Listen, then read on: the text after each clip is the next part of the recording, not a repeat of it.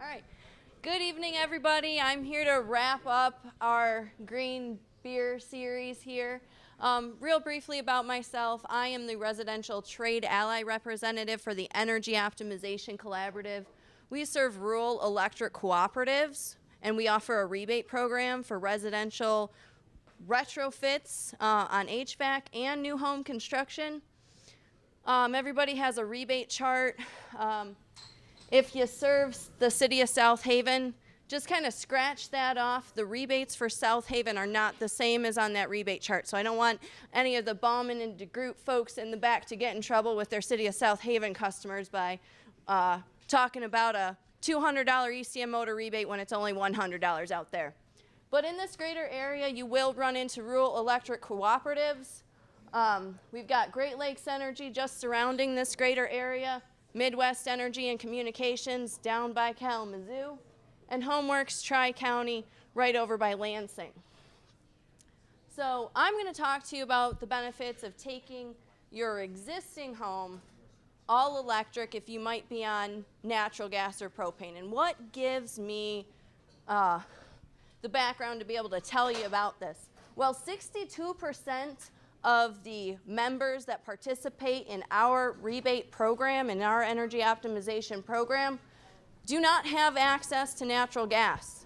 They heat with fuels like propane, and that means that they are always looking for another alternative because delivered fuels can be a bit tricky, depending on the time of the year, depending on how things go in Iowa with the corn harvest. That can really affect our propane availability and fuel prices here in the winter.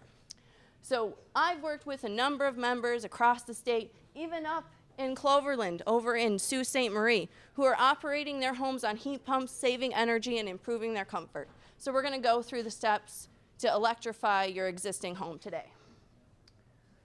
The reason I bring up Wolverine Power Cooperative and the utilities that I work for is because they have been rapidly transitioning from coal-based fuel to wind, solar, hydroelectric, and other green fuel types. Now, transitioning to an all-electric home, we want it to be beneficial. And so for it to be beneficial, we need to make sure that our electric sources are, well, efficient and green, not necessarily coming from coal. So in a 5-year period, Wolverine Power, who provides the power to all of the 7 rural electric co-ops down here in Michigan, transitioned from 5% wind and solar in 2012. 5 years later, they're over 20% wind and solar, 56% total carbon-free energy, and that's because they also have a lot of hydroelectric power. So a lot of technological change is why we're able to look at electrifying our homes that are heated with natural gas or propane right now. Wind and solar are some of those biggest reasons, but also the availability and the increased performance of heat pump products, both air source and ground source, as well as heat pump water heaters. So let's just really quickly recap what beneficial electrification is here now that we're at the end. So from the big picture perspective, beneficial electrification is electrifying sources that were normally powered by fossil fuels to get to deep carbon savings. Okay, so now we know what that means in terms of being green and being efficient, but what does it mean to a homeowner who's maybe just looking to save money in the long run, reduce their environmental impact, and enable better grid management? We can do those in a very quick, stepped approach, trying to save a homeowner money in the long run. The first thing we're going to do, rather than just add an air source heat pump and replace our natural gas furnace, first we need to look at our thermal envelope. We need to make sure that we've looked at our existing home, we've run a blower door test, we've done some thermal imaging, and we've checked to make sure that we've got appropriate levels of insulation in the attic walls, we've insulated our rim joists, and we've done as much air sealing as we can. Once we've done that, then we can move towards electrifying our heating. So from a big picture standpoint, when we make improvements to our home, those will generally last at a minimum of 10 years, but they can last as long as 25 to 30 years. So we need to be thinking about the future of our electric generation as we make changes to our home. So we've all struggled through the shift from incandescent to CFLs. It was hard to find the right color temperature, hard to find the right lighting output, and hard to find CFLs that dimmed properly. But we've managed to make it through, and now we're on to LEDs, and I think we're all pretty happy with their performance. But so there's two items on this list that I'm going to talk about real briefly before we go into it that aren't on here. We've got lighting, we've got water heating, we've got space heating. Can anybody think, and I'll give you a clue, what I'm going to talk about on here that is not on this slide? It should be the only combustion appliance in your home that's unvented. Does anybody know what that appliance is? Nope. It's not the cooktop. Close. I heard it. Oven. Yes, it's the oven. It was a bartender. Well, good work. I guess that drink goes to me afterwards. No. So when we're talking about a gas-fired oven, I'm a BPI certified building analyst. I've tested over 300 homes in my career, and about 1 out of 10 homes I go into has a health and safety issue, and a lot of times it's the oven. Does anybody know, real briefly, about how much carbon monoxide your oven can give off before a BPI certified home inspector has to shut it down? 400 parts per million. Actually, it's been reduced to 225. But so that's a lot of carbon monoxide that could be going across and going through your home. So that's why when we talk about cooking, we've got options like induction. That's really great. We replace a cooktop or a range, depending on the fuel type, every 13 to 17 years. And I'll tell you this, I've cooked on electric my whole life, and I'm pretty excited to go to induction because scrubbing my ceramic cooktop after Thanksgiving is not very fun. All right, so we've handled switching out our lighting. We've talked about switching out our cooking equipment. Next thing we get to is water heating. Water heaters replace every 10 to 15 years. That is the number 2 health and safety issue I find is a backdrafting, atmospherically vented water heater. Not many of us think about our water heater when we're thinking about our home. We think about our finishes, we think about our appliances, but we don't really give a lot of time to our HVAC systems and our water heating systems.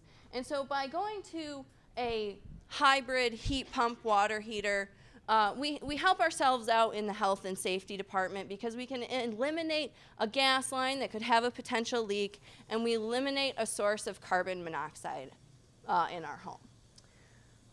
And those 3 items, those are, in my opinion, the most economical to change out. There's one more. We talk about light-duty vehicles here. By 2039, it's expected that half of all vehicles on the road are going to be electric. So in my opinion, I think the first thing we can do to make our home electric and appealing to maybe another buyer later on down the road is to simply add a level 2 charger to the garage. It's simply a 220 volt outlet. That's a pretty easy improvement, and that gets us on the step to electrifying our vehicle as well. So space heating. Again, we've got to follow that principle of tightening our envelope and insulating first, because we're not going to do anybody a service if we just take out our gas or propane heating equipment and replace it with electric. It's really not going to work. We need to make sure we have a lower heating need in our home before we go to that heat pump. But how do we do that cost effectively? One of the things is we're not going to necessarily do all of these things at once. We're going to stage them. So the first thing I'm doing, and I'm taking my 1900s built farmhouse in Belleville, Michigan, all electric. But I'm starting to do that with the help of my gas provider. Because I use natural gas right now to heat my home. I've insulated first, And I've got to wait until I need to replace my furnace or I need to replace my air conditioner. So that allows me to take advantage of gas rebates for insulation right now. So I get paid a little bit back for the fact that I'm saving and providing environmental benefits right now just by insulating. All right, so that's the big picture in heating our homes. And as we can see, that just a residential building, you go about 35 years before we make any major changes to it. If that, I mean, my home was built in 1900s, and I just put insulation in it when I bought it in 2011. So it went a lot longer than that. We did talk a lot about air source heat pumps and how heat pumps can be beneficial. And so one of the couples I've worked with across my career has been Jim and Ann Stump. They're a wonderful couple in Lyons, Michigan, not too far from here. And this year they were lucky enough to win the Governor's Energy Excellence Award for Best Residential Project. They have a farmhouse built in about 1880. This home was built prior to electricity. Jim right there, he saw this home through his lifetime. He's experienced a coal-fired furnace, an oil-fired furnace, a high-efficiency propane-fired furnace in it, and he went to geothermal. In the first year of operation, because they replaced a 10-SEER air conditioner along with their propane-based furnace, they saved 3,264 kilowatt hours just by changing that air conditioner out to their ground source heat pump. They cut their total carbon footprint on their home by 80% by getting rid of that high-efficiency propane-fired furnace and switching it out with geothermal. Now, the reason Jim and Ann made this change to their home was because they went through the propane price spike, I believe, was it 2014, where it hit $4 a gallon. Ann is a retired school teacher. Jim is a farmer. They live on a fixed income. Jim would also like to retire.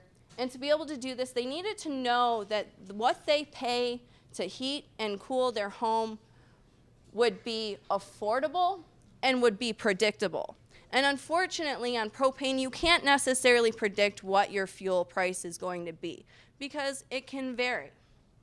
So I just wanted to point out that you don't have to necessarily use an air source heat pump. You can use geothermal and see the benefits. And these are great in homes with much higher heating needs. In new homes, we have a building code that's pushing us towards a tight envelope and high R values for our insulation. We don't have that in older homes. So unfortunately, when those loads are higher, mini splits may not be the most economical approach, but a geothermal heat pump can be. So just keep that in mind. The upfront cost may be a little bit higher, but it's certainly worth it. Jim and Ann saved for about 4 years and were able to buy their system cash. So again, the benefits of electrification are to save money, reduce your exposure to fuel price volatility, lower your environmental impact, and provide enhanced convenience. And we get a lot of enhanced convenience by upgrading our HVAC systems right now. I've got a smartphone in my pocket. It allows me to control my furnace right now. I could turn it down and make my husband really cold while I'm 250 miles away from him. And I've also got the ability to control my propane-fired furnace in my cabin up north. And man, thank God I have that, because at least I know when my propane tank might be going low. All right, so again, the electrification benefits. Space heating is our biggest use of fuel, followed by water heating, and only about 1% of the pie up there is air conditioning. If I'm paying $3,000 for an air conditioner, I would really like to use it more than 2 months out of the year. But that can happen if I insulate my home, which I'm doing. I've done the attic, I've done the rim joist, I've done all that, what we call low-hanging fruit, and now I've got to get into the nitty-gritty meat of it. I've got to take my siding off and blow insulation into the second floor walls, because unfortunately the contractor that insulated my house before I bought it didn't know my walls were balloon framed, so now I only have insulation on the first floor. So once I do that, then I'm actually going to switch my furnace and air conditioner out with a central air source heat pump. And I'm going to be able to use that outdoor unit a lot more than 2 months out of the year. So again, when we're talking about electrification, we do need to think about how clean our current power source is. So where I live right now, it's actually 60% coal, unfortunately for me, because I really want to move on this electrification route, but I do want to be beneficial to our environment. So I'm going to follow the staged approach. I'm going to insulate, save on natural gas right now, and then when our grid is a little bit greener, then I'm going to go all electric. But I want to do it in stages to make sure that I am keeping pace with the improvements that our electric utilities are making. Because again, if we just switch from natural gas, which can be very high and efficient right now, to all electric, when it's being generated by coal, I'm not really being carbon beneficial, okay? So just keep that in mind. No matter who your electric provider is, I'm pretty confident that you can go to their website, and on their website you will find what their current fuel mixes are. And as I said, I am with the rural electric cooperatives in this greater area, and we offer incentives. Just so you know, on mini split heat pumps, $750, whether that be new construction, existing construction. Ground source heat pumps, $500. ECM motors, $200. Heat pump water heaters, $300 when replacing an existing electric water heater. That's actually, some of our members save about $40 a month when they've switched their electric resistance over to the heat pump water heaters. I know there's a lot of talk here and there when I talk with distributors and contractors that they're concerned about heat pump water heaters causing discomfort in basements. I surveyed all of the members in our cooperative that put in heat pump water heaters, and not one of them told me that that was an issue. The only issue that was told to me about a heat pump water heater is the only thing I have to do is when all my family comes over for the holidays and they're staying with me, sometimes I have to switch over to electric resistance just to make sure I have that demand, but that's only a few days out of the year. If that's only a few days out of the year, that's really not sacrificing much in terms of efficiency. So thank you all so much for your time, and I think that gets us into the question and answer session.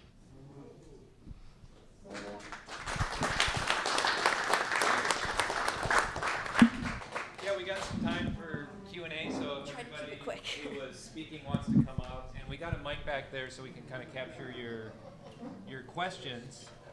And we'll just hand it off after that. So anybody?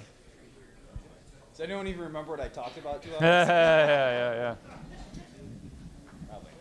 Yeah, I've got a question. So for the induction stovetops, what's going on in the oven? Is it just heat resistance?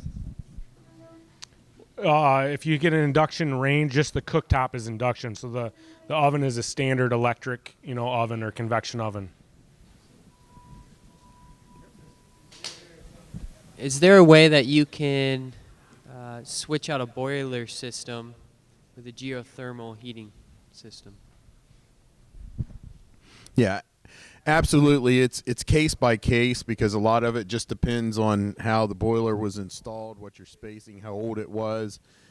Basically, when you're doing that, you're getting into one of two things: either complete replacement, meaning with a buffer tank and everything, or there are some high temperature geothermal units out there. But can it be done? Yes. It's just case by case.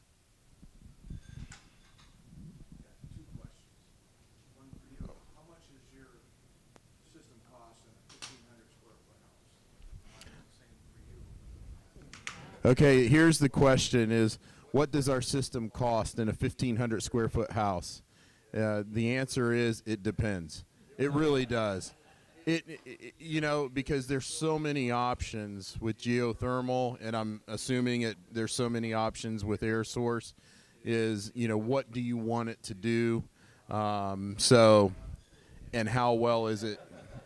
So really, here's the answer I'm going to give. anyone who would give you that answer real quick, you probably want to steer clear of, because it requires a heat load. This is something where they're coming in. Yeah. That would probably be on the high side. So if you have that in your mind, you're ready.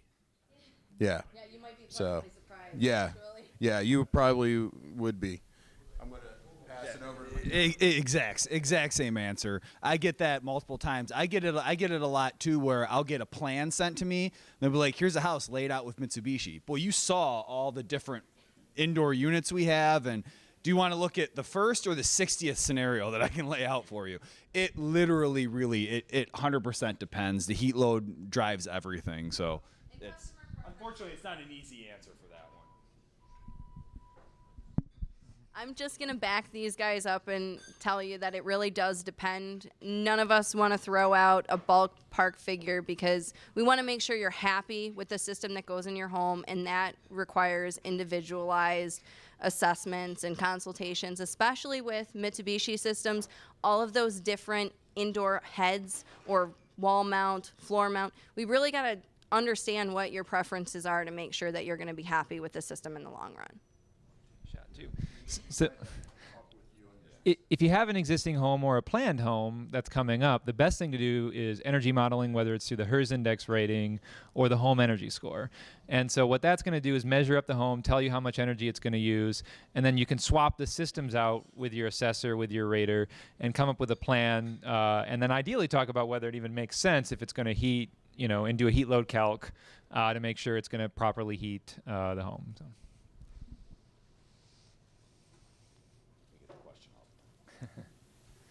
The rest of you all good? Know the answers? The green water heater.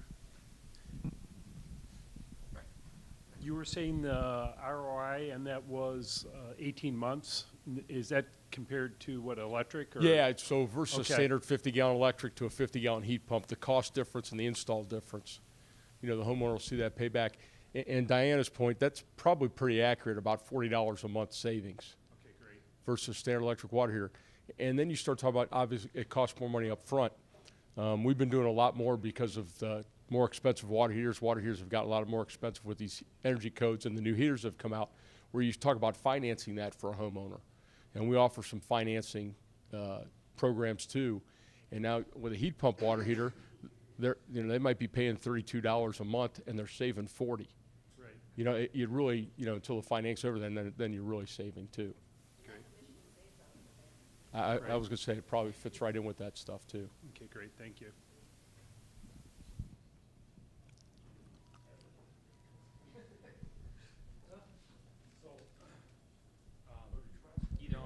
So yeah, while we were talking about that, what's the compared to natural gas in an urban area? A heat pump is a heat pump water heater more efficient than natural gas? And then if so, what's the ROI on that? Yeah, it's real close. So when you look at those energy guides now, that where the standard electric water heater was probably 3 or 4 times as much as a standard 40-gallon gas heater, the energy guides now are real close. They're right around $200 a year, somewhere in that range. Trying to prepare myself. I think it was like 121 on your heat pump water heater. I think it was like 220 on the natural. Yeah, so that depending on how much hot water you use and the temperature you have it set at, and those kinds of things, same kind of thing you guys are saying. But it's gonna be pretty close. Does it have on this new Rheem hybrid heat pump water heater? Does it change? Does it heat faster? I mean, can you adjust how fast? Yeah, so there's 5 different modes that it talked about. So you can put, and I would say in our, in Michigan, in Michigan, I would leave it in energy saver mode, because that's gonna let it decide. So if you have a big draw, you fill the tub up or something like that, the elements and the heat pump will both come out at the same time to reheat that water. And if we ran a sink and we ran 10 or 12 gallons out of it, then the heat pump's going to take its time and very efficiently recover that water too. So. Forgive my ignorance in the question here, but how does these hot water systems that you're describing here, how do these compare to a tankless hot water system? On the gas side? Yeah, that's really okay. So tankless wise, electric wise in Michigan for a whole house doesn't really work, because you probably need a 400 amp panel to run it enough to get what you're going to need output-wise. Tankless gas-wise versus that heat pump water here, that's going to be really close.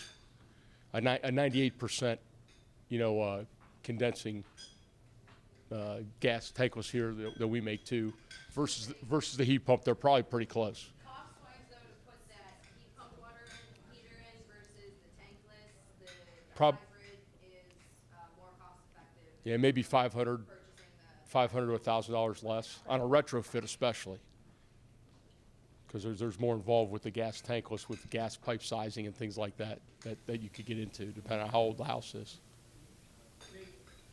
Just wanted to comment on the heat pump water heater thing. Our house is 5 years old. We put in a standard electric water heater. I have 7 children, and 3 months ago we switched to the heat pump water heater and have been saving over $90 a month. What we actually did was fed the existing electric water heater with the heat pump water heater, turning the heat pump water heater about 10 degrees higher than the set point on the second older tank. So now we have 100 gallons of hot water storage. So use it as a storage tank. I got you. He's looking at this graph here on his phone. It's like, high, high, high, high, and then it just drops right off. I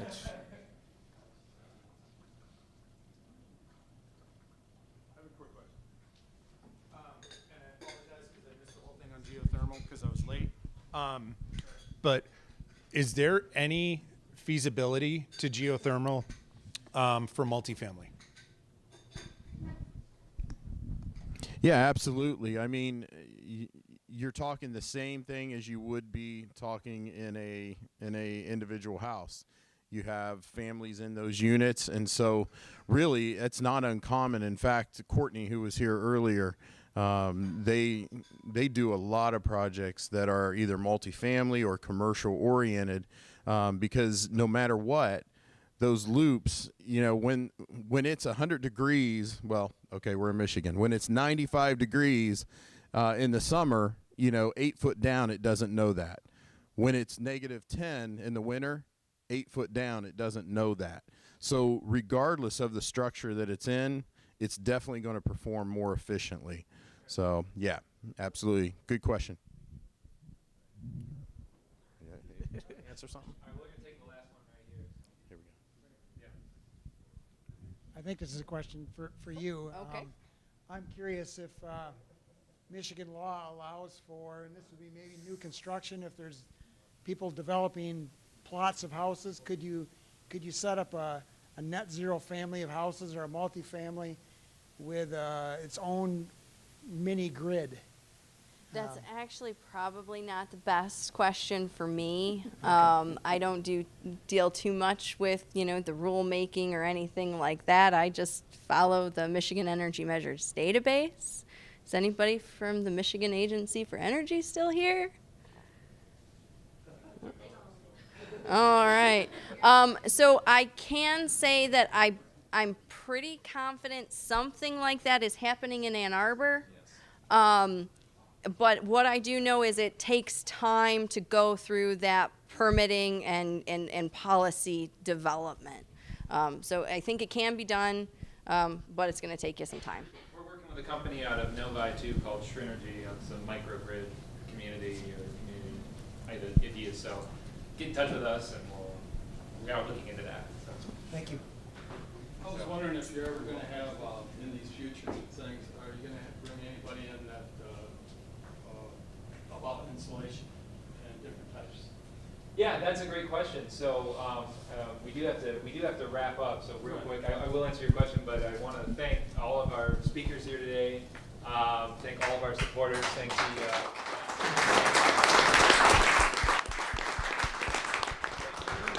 some of you donated, so I really appreciate all of that.